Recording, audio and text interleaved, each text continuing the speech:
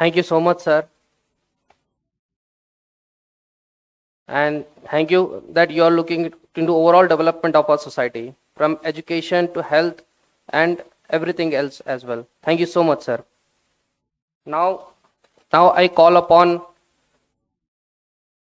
Mohammad Naushid Sahab from Bihar WAP Coordination Forum. Please come and talk about WAP. बिस्मिल्लाहिर्रहमानिर्रहीम। मोहतरम doctor Abdul Qadir साहब, मुख्तलिफ रास्तों से तशरीफ़ लाए मुख्तलिफ तंजीमों के डिग्नेटरीज, हज़रात व ख़वातीन, अस्सलाम वालेकुम।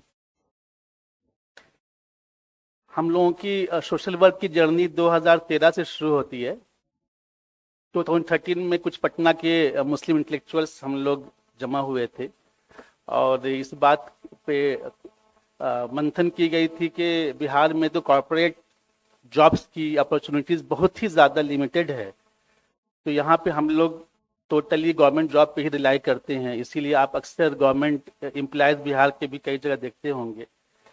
और हम लोगों ने जब इस पे सर्वे किया तो ये पाया कि हर साल करीब 4 से 5 lakh vacancies group C jobs के लिए आती है, जिसके लिए बहुत ज़्यादा मेहनत की ज़रूरत नहीं है, जिसको जनरल कॉम्पिटिशन कहते हैं। रेलवे रिक्रूटमेंट बोर्ड है, एसएससी, स्टाफ सिलेक्शन कमीशन वगैरह वगैरह, बैंकिंग सर्विसेज। तो हम लोगों ने काम ये किया कि इस तरह के जॉब हासिल करने के लिए कंपटीशन का एग्ज़ाम होता है, ग्रेजुएशन लेवल का भी होता है, इंटरमीडिएट और मैट्रिक लेवल का भी होता है, लेकिन उसमें एक्सेलेंस चाहिए। तो हम लोगों ने पटना के बेस्ट कोचिंग सेंटर के साथ टाई अप किया और उनसे ये बात की कि हमारे एक बैच हमारा रहेगा, आप क्या डिस्काउंट दे सकते हैं। उनसे कुछ बार्गेनिंग की गई। उसके बाद हम लोगों ने पूरे रियासत से 20-20 का बैच शुरू किया और बैच के वो टेस्ट लेने के बाद, क्योंकि एप्लीकेशंस तो हज़ारों में आते थे, लेकिन उसमें से कुछ 40-30 बच्चों को सिलेक्ट करके स्क्रीनिंग टेस्ट लेने के बाद इंटरव्यू लिया गया। उनके अंदर देखा गया कि उनके अंदर स्पिरिट, ज़ील है कि नहीं है, पैशन है कि नहीं। जब ये पाया गया कि वो बच्चे वाकई प्रॉमिसिंग है तो उनको हम लोगों ने स्पॉन्सर किया। और वो नीडी बच्चे, that was the condition, merit with need. अल्हम्दुलिल्लाह उसमें हमारे जो बच्चे 2018 तक हम लोगों ने जो बच्चों को लिया, उसमें से 60% बच्चे गवर्नमेंट जॉब हासिल कर लिए। काफ़ी बच्चे रेलवेज में गए, डीआरडीओ में गए, पोस्टल सर्विसेज में गए, जो असिस्टेंट पोस्टल असिस्टेंट की पोस्ट होती है, बैंकिंग में गए, इंश्योरेंस वगैरह में गए और स्टेट सर्विस में भी गए। उसके अलावा हम लोगों ने एक बात और ये देखा कि एक स्टडी पे ये पाया गया कि हर गांव, हर मोहल्ले में स्कूल कायम हो चुका है, क्वालिटी वहाँ पे मौजूद नहीं है। आज का ज़माना क्वालिटी एजुकेशन का है, स्कूल की कमी नहीं है, इंस्टीट्यूशन की कमी नहीं, क्वालिटी की कमी है। क्योंकि हम देखते हैं कि एक ग्रेजुएट वो IAS ऑफिसर बन जाता है और दूसरा ग्रेजुएट चाय की दुकान चला रहा होता है। दोनों ग्रेजुएट ने ही सेम डिग्री हासिल की है, तो मामला यह नॉलेज का मामला है, उनकी अपनी कैपेबिलिटीज एलिजिबल, और ये है कि कितनी नॉलेज उनके पास है, कितनी उन्होंने मेहनत की है। तो हम लोगों ने कोशिश ये की कि क्लास 8, 9 और 10 के सरकारी स्कूल के बच्चे जो हैं, जो स्कूल के आवर्स के बाद वो घर पे खेलते हैं, और वो जो बच्चे सरकारी स्कूल में पढ़ते हैं वो टेम्पो ड्राइवर, मोटर मैकेनिक, मैसन, मिस्त्री, राजमिस्त्री, पेंटर, लेबर, वो खेतों में काम करने वाले किसान के बच्चे ही होते हैं, क्योंकि पढ़े लिखे। अब बाकी लोग जो हैं, जो कि थोड़ा जिनके पास पैसे होते हैं, प्राइवेट स्कूल में जाते हैं। उन बच्चों के लिए हम लोगों ने 8, 9 और 10 के लिए फ्री कोचिंग सेंटर कायम की। अभी अल्हम्दुलिल्लाह 26 सेंटर बिहार में चल रहे हैं। और 10th के बाद हम लोगों ने उसमें से 200 बच्चों के लिए डिप्लोमा इंजीनियरिंग और पैरामेडिकल कोर्सेज के लिए 200 बच्चों का, अभी 250 बच्चे हम लोगों ने किए।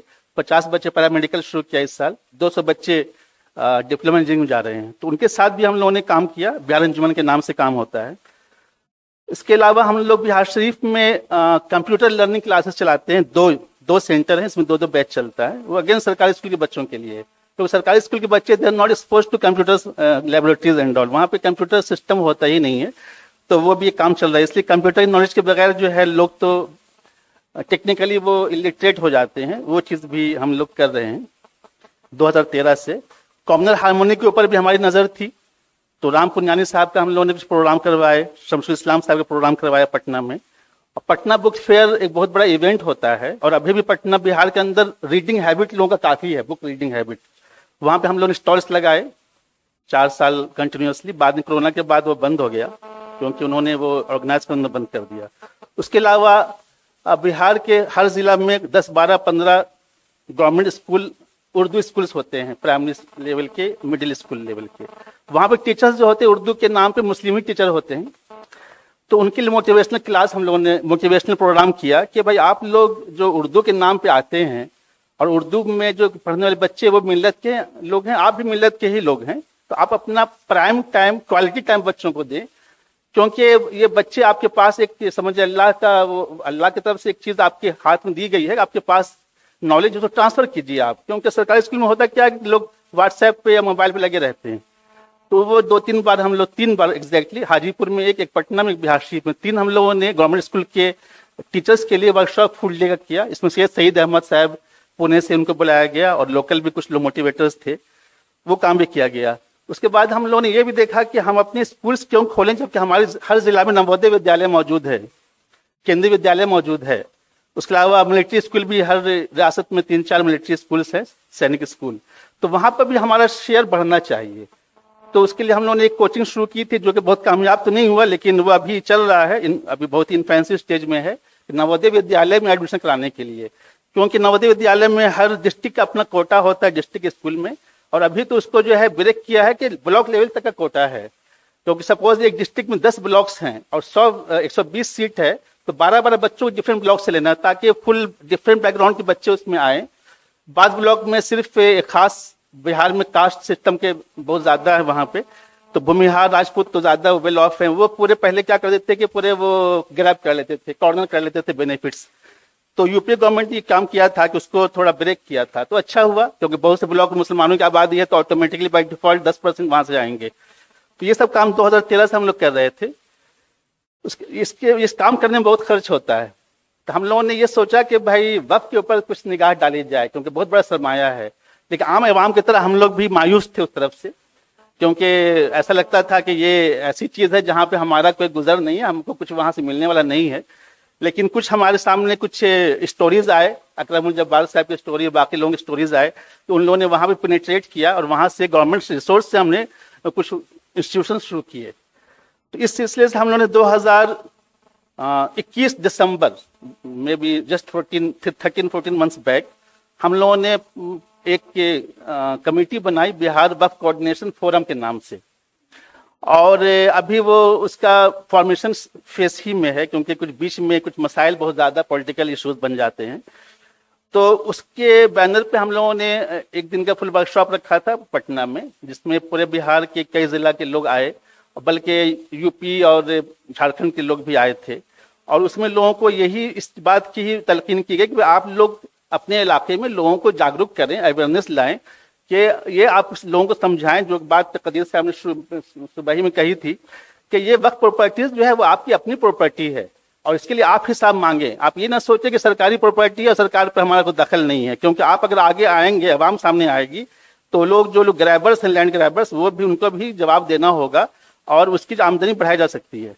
इस सिलसिले से हम लोगों ने अवेयरनेस के लिए प्रोग्राम ऑर्गेनाइज किया। उसके बाद हम लोगों ने कई फोल्डर्स वगैरह बनाए, तकसीम किया गया। आपके पास भी एक फोल्डर मौलाना वली रहमानी साहब का लिखा हुआ, वो आप तक पहुंचा होगा। अभी हमारे काम 2-3 जिला में हो रहे हैं। इस दरमियान हुआ ये कि जब ये काम हुआ था तो एक सोगरा वक्फ बोर्ड का मामला आया था, जहां पर गैर कानूनी तरह से कुछ जमीन को जो है बेच दिया गया था। हम लोग उस जमाने में डीएम से, उसके बाद फिर सीओ से मिले, लेकिन कोई खास रिस्पॉन्स आया नहीं। तो फाइनली हमारे कुछ साथी धरना पे बैठ गए डीएम ऑफिस के सामने, बिहार शरीफ में।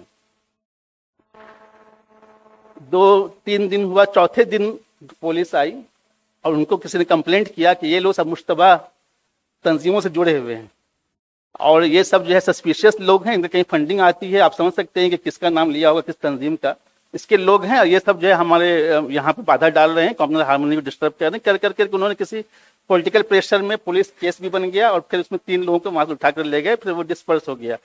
तो हम लोग ये समझ में आया कि हम लोग तो स्लो करना पड़ेगा काम।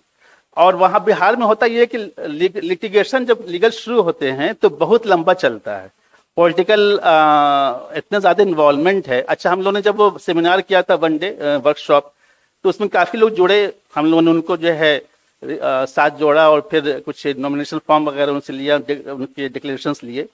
बाद में ये मालूम हुआ कि काफी उसमें लोग ऐसे थे जो कि या तो मुतवल्ली बने हुए थे, बने रहना चाहते थे, या तो मुतवल्ली बनना चाहते थे, या तो दुकान था खाली करने नोटिस दिया हुआ था, उनको चाह रहे थे कि इस जरिया से हम कुछ काम करवा लेंगे, क्योंकि तब तक हमारे कुछ वसाइल बन गए थे और वहां के वक्फ बोर्ड के लोगों के साथ।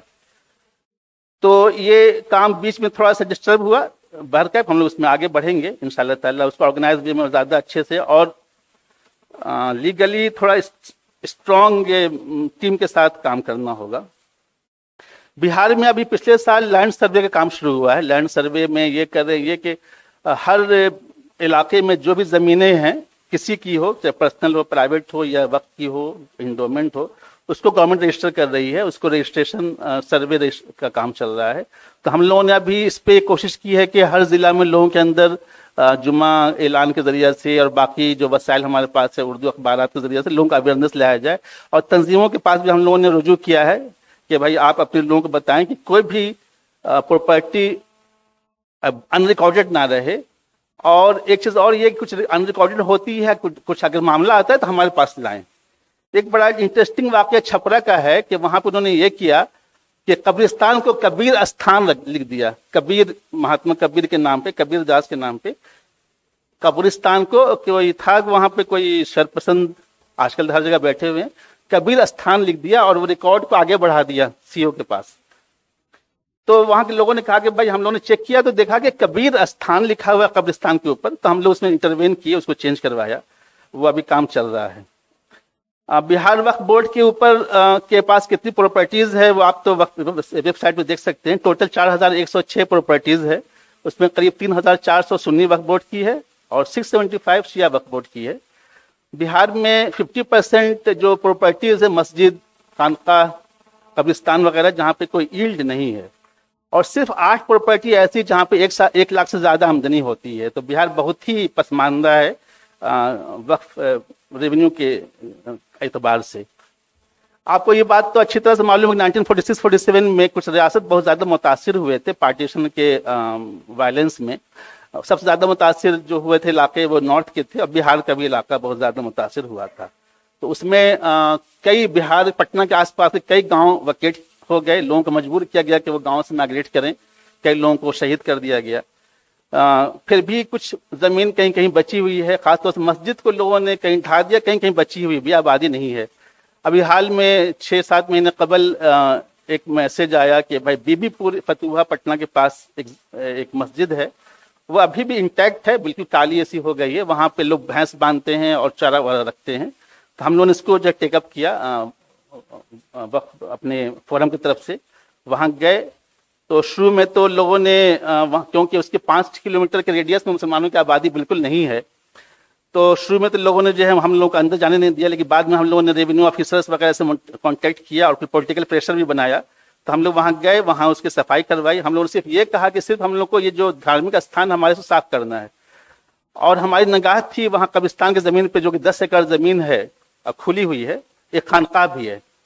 तो अल्हम्दुलिल्लाह इस पर काम शुरू हुआ, 5 एकड़ जमीन का कब्जा आ चुका है 6-7 महीने के अंदर। मस्जिद भी आबाद हो चुकी है, जुम्मा की नमाज भी सिर्फ होता है, और हम लोग कोशिश करते हैं वहाँ पे 10 एकड़ पूरी जमीन मिल जाए ताकि वहाँ पे कुछ इंस्टीट्यूशन वगैरह कायम किया जाए। तो ये हमारी कारगुजारी 8-10 महीने के अंदर है। इन्हीं बातों के साथ जगह लेता हूँ अपनी। अस्सलाम वालेकुम।